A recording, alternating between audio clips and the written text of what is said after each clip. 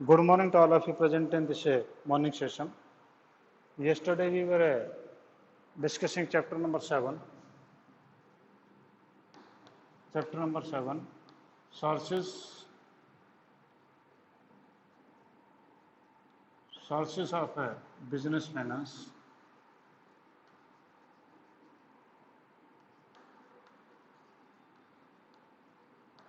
We were discussing this chapter. And in this discussion, we have reached on borrowed fund. यानी आपके मैंने कल दो प्रकार के फंड बताए थे जो हम पहले डिस्कस किए थे, own fund and borrowed fund. Own fund जो मालिकों का पैसा होता है वो ओन फंड होता है, और बोरोड फंड होता है जो कि आपने उधार ले रखा वो बोरोड फंड होता है। तो बोरोड फंड में हमने कल जो किया था ट्रेड क्रेडिट जो किया था, ठीक है। तो दूसरा आपके पास में है पब्लिक डिपॉजिट। फर्स्ट आपके पास में था that was trade credit, trade credit ये फर्स्ट आपके पास में था। दूसरा आपके पास में पब्लिक डिपॉजिट, पब्लिक डिपॉजिट्स।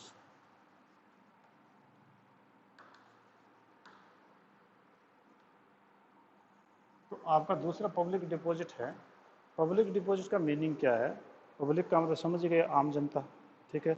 आम जनता के पैसे जो हमारे पास में आ जाएं तो वो भी हमारा सोर्स ऑफ फाइनेंस आपका होता है, और ये आपका मीडियम टर्म फाइनेंस होता है। यानी नॉर्मली ऐसा होता है कि कोई कंपनी है, पब्लिक कंपनी है, तो वो जो है आम जनता को इनवाइट कर सकती है कि they can invite to the general people for the FDs, means they can deposit the money into the company and company will return after a certain fix period. तो जिस प्रकार से आपके हिसाब में पहले जिंदल शिप्स थी, शायद आजकल भी होगा उसमें, तो उसमें उनका एक अपना बैंक था कि any person who want to get the FD, deposit the FD in Jindal ships, they can they can deposit their money into the Jindal strips and they get the more interest than the banks, and the company get the that amount on the low rate of interest in comparison with the bank, ठीक है। और इस प्रकार से लोग वहाँ पर F जमा करवाते थे। जिस प्रकार से दोनों लोगों को फायदा है कि अगर आप बैंक में आज एफ करवाएं तो आपका 6% से ज़्यादा रेट ऑफ इंटरेस्ट नहीं मिलता है। अगर आप जिंदल में करवाएं, अगर आपको 9% पे इंटरेस्ट पे जमा कर दे तो आपको 3% का बेनिफिट हो गया। और उधर अगर जिंदल कंपनी बैंक से लोन ले तो उसको जो है कम से कम भी जब 12-13% से कम नहीं देगी, 15-13% मिनिमम होगा लोन रेट। तो आपका कंपनी को 9% मिल गया तो फिर 4% का फ़ायदा हो गया। आपको 6 की बजाय 9 मिल गया तो आपको 3% का फ़ायदा हो गया। तो इस प्रकार से जो कंपनीज हैं वो आपका जो है एक न्यूज़पेपर में एडवर्टीजमेंट प्लेस कर देंगे, और न्यूज़पेपर में एडवर्टीजमेंट प्लेस करने के बाद में they get the deposit and this is the fix for the fix period. ये फिक्स पीरियड के लिए होता है कि कोई एफ 2 साल के लिए करवाए, कोई 3 साल के लिए, 5 साल के लिए, इसका एक फिक्स पीरियड होता है, ठीक है जी। Next features of public deposit. Features, हाँ जी, फीचर्स हैं कौन सी हैं? तो आपका features of public deposit,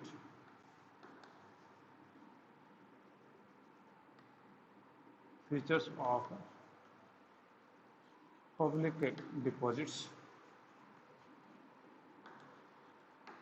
public deposits की फीचर्स से कौन कौन से हम उसके ऊपर डिस्कस कर लेते हैं। तो पहली फीचर आपके पास में है that is unsecured. First feature is unsecured.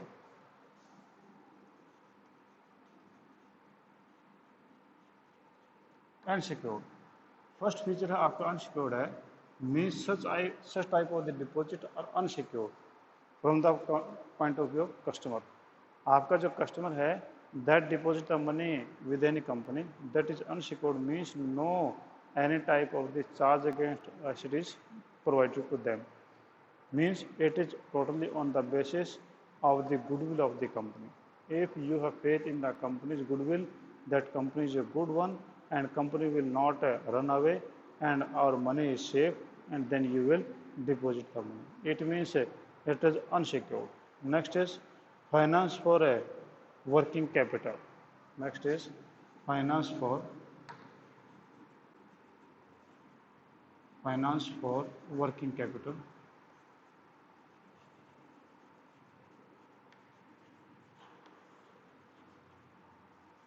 Finance for working capital means it is the finance for the working capital only. Means in the business there are two type of the capital. One is fixed capital. Fixed capital is that is invested in the land, building, machinery, etc. for a long period. And working capital means that capital which helps in running the smooth running of the business. आपका day to day की payment के लिए जो काम में आते हैं उसके लिए वर्किंग कैपिटल के रूप में काम आती है, ना कि आपके फिक्स्ड कैपिटल के रूप में. तो कम बुक में जो लिखा मैं पढ़ रहा हूँ, the amount raised from the public deposit is generally used by the company for meeting the requirement of working capital, though they are primary secure source of short-term finance, but renewing these can be used for the medium term only. कहता है कि ये कि medium term के लिए use किया जा सकता है, लॉन्ग टर्म के लिए ज़्यादा कामयाब नहीं है. Next is time period. Third is time period.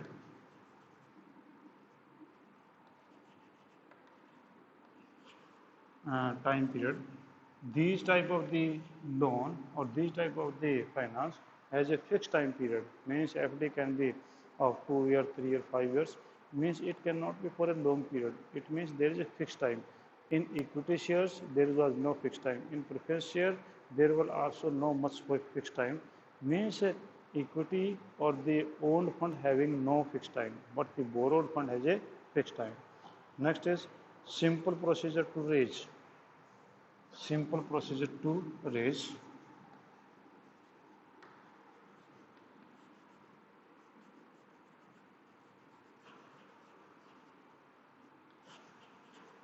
Simple procedure to raise.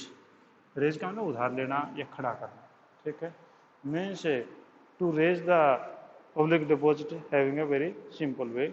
Means a company simply give the advertisement in any newspaper and the public will see this newspaper and they can deposit by in simple form in the company. एक company का simple form होता है, वो company का दे भरे और जमा करवा दें. तो इस प्रकार से जो है आपका काफ़ी सिंपल होता है. Next is repayment. रीपेमेंट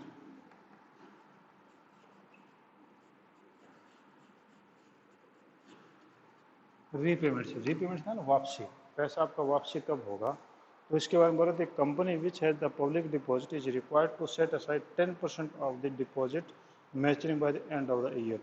कि कंपनी का ये जो है कंपनी एक्ट का रूल है कि if you are taken the loan and if the how much FDs are going to mature at the end of this year, the 10% of the amount at the start of every year should be deposited or should be set aside. Out of this the payment are made. इसका मतलब ये हुआ कि आपकी repayment जो है उनका एक स्ट्रक्चर बना हुआ है. तो कंपनी के पॉइंट ऑफ व्यू से इसकी ये फीचर है कि उसको जो उन्हें फॉलो करना होता है. नेक्स्ट है इकोनॉमिकल. इकोनॉमिकल होता है कम पैसा लगना.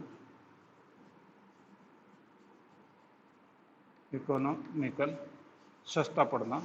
Means these public deposit are economical for the company. Means if you issue the equity shares, then you have to got printed the prospectus, you have to appoint the different type of the underwriters, bankers and other authorities. It means they all will have to pay you have to pay them some commission or some other type of the incentives. But in public deposits you have to place simply an advertisement in any newspaper and you can take the public deposit very easily. It means having no other further expenses. Seventh is limited amount. Limited amount.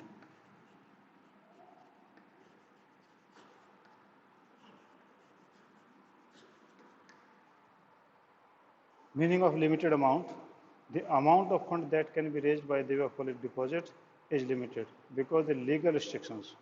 Public deposit cannot exceed 25% of the share capital.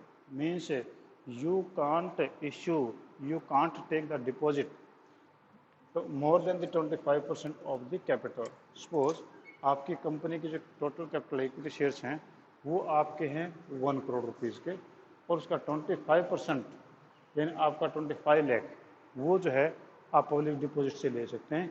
You can't take any amount, ऐसा नहीं कि आप कितना पैसा बाजार से उठा ले, आम जनता से ले ले, वो आपका पॉसिबल इसमें नहीं है। तो दीज वर दी 7 फीचर्स। तो इनको मैं एक बार फिर बता दूं कि हमने कल जो डिस्कस किया था वो डिस्कस किया था ट्रेड क्रेडिट, इसकी फीचर्स हमने की थी। आज हम डिस्कस कर रहे हैं दैट इज पब्लिक डिपॉजिट्स। और public deposits means they we receive the amount from the public, general public as an medium term loan. तो वो आपका जो है पब्लिक डिपॉजिट कहलाता है। That can be in the form of the FDs, that can be in the form of RD, और that can be in the form any other term loan. वो किसी भी रूप में आपका हो सकता है। Then what were the features? First feature was that is unsecured, means these are unsecured, means company never provide any type of the security against such type of the public deposits। आपके debentures हैं उसके बदले में क्या होता है कि company को जो है उनके अपनी एसेट्स वो उनको देनी पड़ती हैं। एसेट देने का मतलब उनके अगेंस्ट में किसी बैंक में प्लेज करते हैं कि हमारे इतने डिवेंचर्स हैं, तो वो प्लेजिंग होता है उसमें, जबकि इसमें ऐसा नहीं है। Finance for working capital only, means there is a only working capital finance, not for the fixed capital। लंबे समय के लिए नहीं है, ये वर्किंग कैपिटल भी हो सकता है। Time period, there is a fix time period, means there is no unlimited time, means there will be in fix time that the money we have borrowed that will be return after so month, after such years. ठीक है। Simple procedure for raise, इसमें आपका procedure जो है वो बड़ा simple है raise करने का, कि आपको जो है कोई ज़्यादा इसमें वो नहीं करना पड़ता, फॉर्मेलिटीज नहीं करनी पड़ती। Simply company place an advertisement in the newspaper and the general public through it and they deposit their money. Next is repayments, means according to the company act when the date of maturity is of any investment is there, the 10% of the face value is to be kept as an aside, and by this way these repayments are done. Economical, it is very economical source in comparison with the equity shares, preference shares and debentures, because in equity shares, preference shares and debentures the company has to issue the prospectus and have to appoint the underwriters and have to appoint the bankers and some other authorities also, and they take the money for their services. But in public deposits, there is no such type of the expenses. Only simple advertisement is placed in the newspaper, and that is the only merely expenses, कोई फालतू खर्चा नहीं है। Next है आपका limited amount, means the amount is limited up to 25% of the total capital of the company. Means company total capital का जो आपका है अमाउंट है उसका 25% तक इसमें होता है। ठीक है जी। तो these were the public deposits. तो आपका बोरोड फंड में आपके पास में है जी पहला ट्रेड क्रेडिट, दूसरा पब्लिक डिपॉजिट। और आपका जो ओन फंड था उसमें कौन कौन से थे ध्यान करो, आपका equity shares, preference shares, retained earnings. ठीक है। उसके बाद में आपके पास में थे IDR, GDR और ADR। ठीक है, ये थे। और यहाँ पर आपका जो बोरोड फंड में है वो आपके पास में था एक आपका ट्रेड क्रेडिट और दूसरा आपके पास में पब्लिक डिपॉजिट। हाँ जी, any point you want to ask, आप कोई पॉइंट इसमें पूछना चाह रहे हैं तो आप पूछिए मेरे से। और अगर वॉइस लो आ रही है तो मेरे से बात जरूर करिए कि अगर कुछ बच्चों की शिकायत रहती है कि सर आपकी वॉइस जो है वो काफ़ी लो है, तो क्या ऐसा किसी को दिक्कत आ रही है क्या? अगर ऐसी किसी को दिक्कत है तो पहले बात तो आप अपने फ़ोन का वॉल्यूम बढ़ाइए। ठीक है। और अगर उसके बाद में दिक्कत तो मेरे से बात करिए, क्योंकि फिर हो सकता है कि मेरे ब्लूटूथ में या आपके कनेक्शन में कोई दिक्कत ना हो, कि हम यहाँ पढ़ा भी रहे हैं आप पढ़ भी रहे हैं उसका कोई यूज़ ना हो, ऐसा ना हो, ये यानी यूजलेस एफर्ट्स ना हो हमारे। ठीक है। आज नेक्स्ट आपके पास में थर्ड पॉइंट है दैट इज डिवेंचर्स या बॉन्ड्स। ठीक है, उनका मतलब क्या है? तो आपका जो debenture,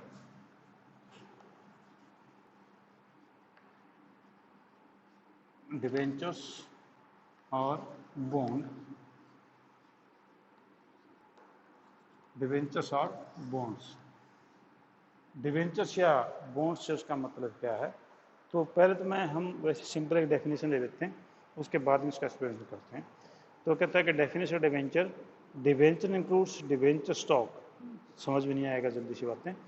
includes debenture stock, bond or any other instrument of a company evidencing a debt whether constituting a charge on the asset or the company or not.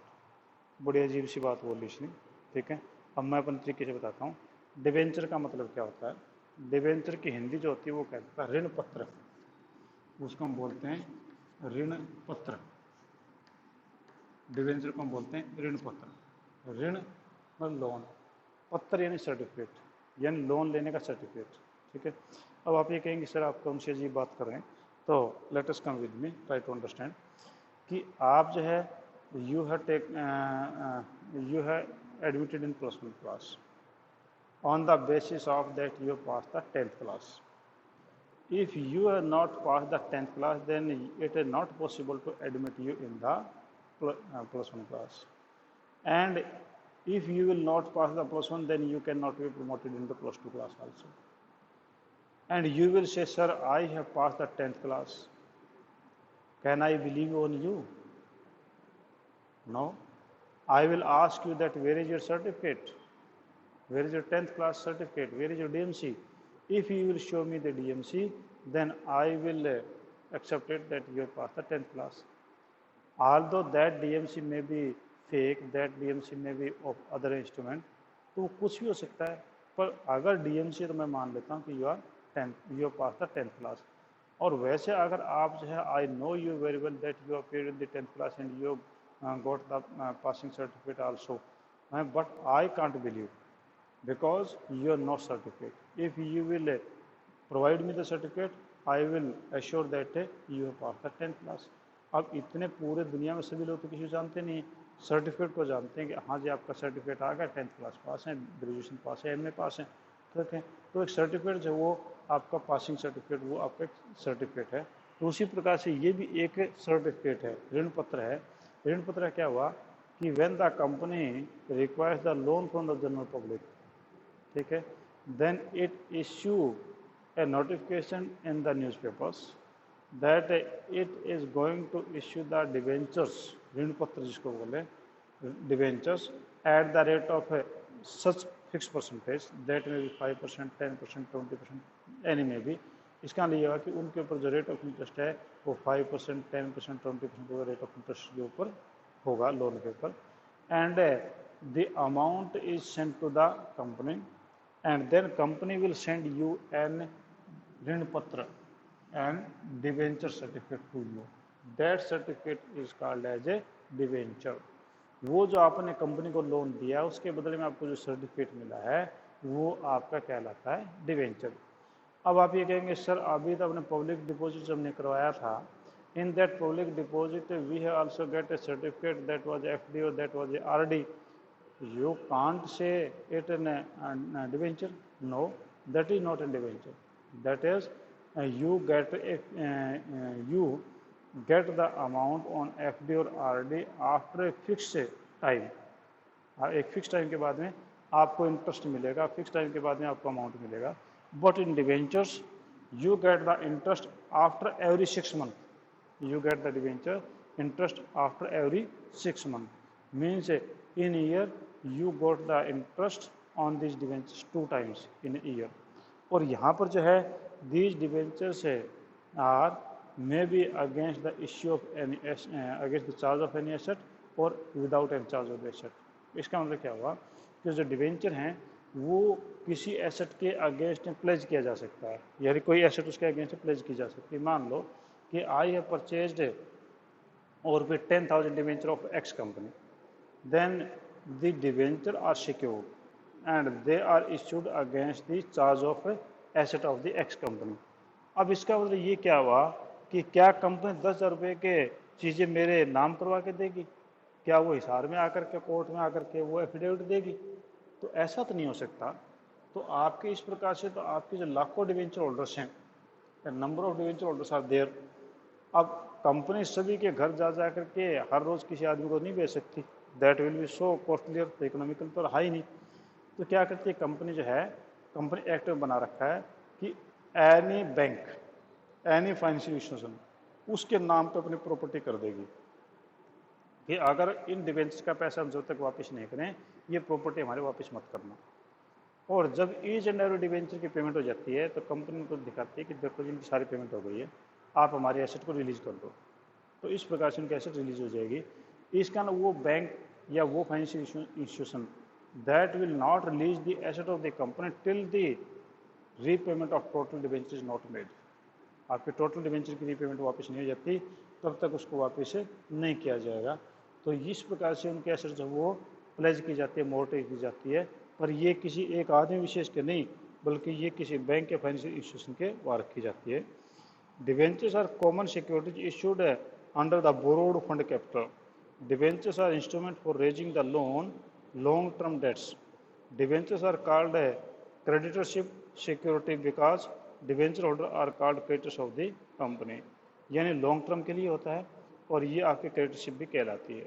तो इसमें आगे जो बोला है, a debenture can be defined as a document और a certificate, जो मैंने अभी एक्सप्लेन किया था कि इट इज इन डॉक्यूमेंट और a certificate issued by the company under its seal, अपनी मोहर लगा के देगी company, under a seal as an acknowledgement of its debt. Acknowledgement होता है स्वीकारोक्ति, स्वीकार कर लेना कि हाँ हमने इनसे लोन ले रखा है। Holder of the debenture certificate is called a debenture holder, और जिसके पास में ये डिवेंचर होगा उसको हम बोलेंगे डिवेंचर होल्डर। कि जो मान लो कि मैंने जो है वो अगर किसी कंपनी के 10,000 डिवेंचर्स खरीद रखे हैं तो I am the debenture holder of the company, तो मैं कंपनी का डिवेंचर होल्डर कहलाऊंगा। ठीक है, तो ये आपका था डिवेंचर। आगे एक बॉन्ड वर्ड और है, तो bond is also of the same nature. It is for specially for the government. ये पहले गवर्नमेंट के लिए होता था पर आजकल तो प्राइवेट कंपनीज को भी इसकी इजाज़त दे दी गई है। तो ये जस्ट लाइक हम डिवेंचर ही मान लेते हैं इसको। ठीक है जी। अब कहते हैं फीचर्स और कैरेक्टरिस्टिक्स ऑफ डिवेंचर्स। तो आपकी फीचर्स कौन सी हैं डिवेंचर की, वो हम देखते हैं। हाँ जी, any point you want to ask? नहीं कोई पॉइंट ऐसा? Features of debentures. डिवेंचर्स की कौन कौन सी फीचर्स हैं वो हम देख लें। तो सबसे पहले आपके पास में जो फीचर है वो आपके फीचर है जी, first is borrowed fund. First आपका ये borrowed fund,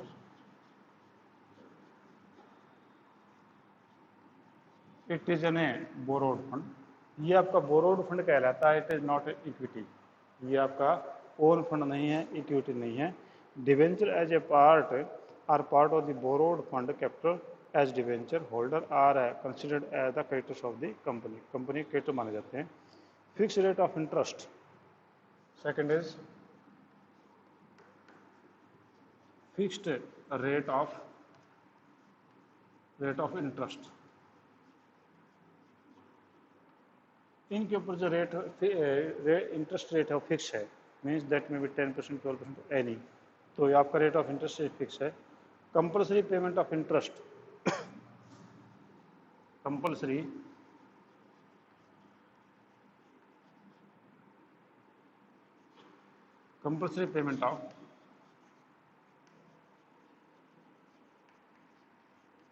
payment of interest.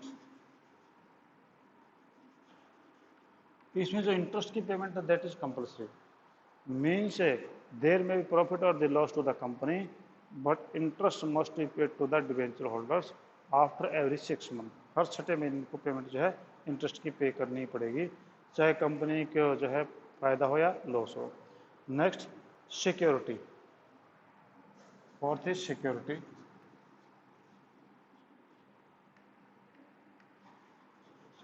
Security, the company has to give the security also, means if the debenture is secured then company has to give the charge against some of the fixed asset to the company, कि company कुछ asset के against में charge इनको देना ही पड़ेगा। Charge देने का तरीका मैंने आपको बताया। रिडीमेबल, फिफ्थ है redeemable.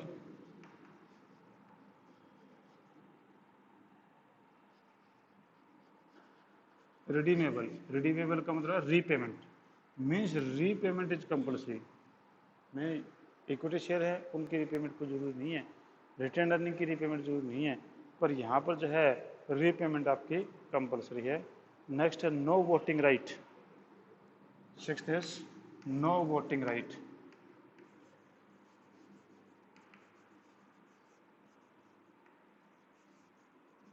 Means the debenture holders has no voting right, इनका कोई वोटिंग राइट नहीं है। Just like as the equity shares, equity share holder को वोटिंग राइट है, मैनेजमेंट हिस्सा लेने का अधिकार है, but there is no such type of the voting right. ठीक है जी। Appointment of trustee. Next is appointment of trustee.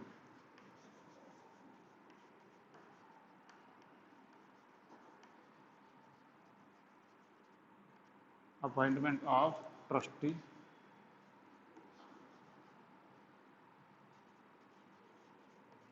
Trustee, trustee का मतलब होता है जो इनकी देखभाल करे।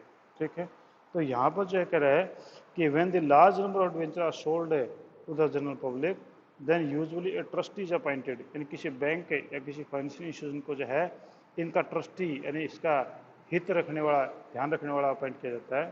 Trustee can be the bank और the financial institutions. The trustee is appointed to ensure that the borrowing from fulfil the contractual obligation. कि ऐसा तो नहीं है कि उनका पैसा तो खा तो नहीं जाए कंपनी, जिस कंपनी ने पैसा उधार ले रखा है। तो ट्रस्टी के रूप में कि आप जो है ये जो ट्रस्टी हैं इनके नाम पे आपकी जो कंपनी है उसकी कोई लैंड बिल्डिंग मशीनरी इनके पास में जो है वो सेफ रखनी पड़ती है, यानी उनको प्लेज करनी पड़ती है। और जब तक ट्रस्टी ये नहीं बताएंगे कि इनकी पेमेंट हो गई है तब तक, जब तक ये डिवेंचर होल्डर ये नहीं कहेंगे कि इनकी पेमेंट हो गई तब तक ट्रस्टी वो एसेट उनके नाम वापस नहीं करेगा। ठीक है जी।